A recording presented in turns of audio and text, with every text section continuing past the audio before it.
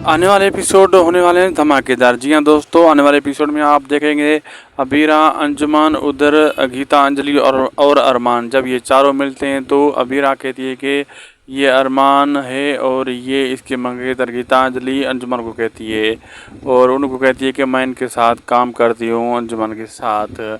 तभी बारिश बाहर हो रही होती है तो अरमान कहता है कि हम जाते हैं सभी, लेकिन अंजुमन जी कहता है कि बाहर इतनी तेज़ बारिश हो रही है, कोई बाहर जा ही नहीं सकेगा, इतनी तेज़ बारिश है। लेकिन वो कहते नहीं, अबीरा कहते नहीं, तुम ऐसे नहीं करो, बारिश ज़्यादा हो रही है, तुम नहीं जाओ। गीतांजलि कहती है नहीं, हम चले जाएंगे। तो अब आने वाले एपिसोड होने वाले हैं सनसनी के ज़बरदस्त। वीडियो चलेगी तो दोस्तों लाइक शेयर सब्सक्राइब ज़रूर करिएगा, बने रहिएगा हमारे चैनल के साथ। मिलते हैं आपसे अगली वीडियो में।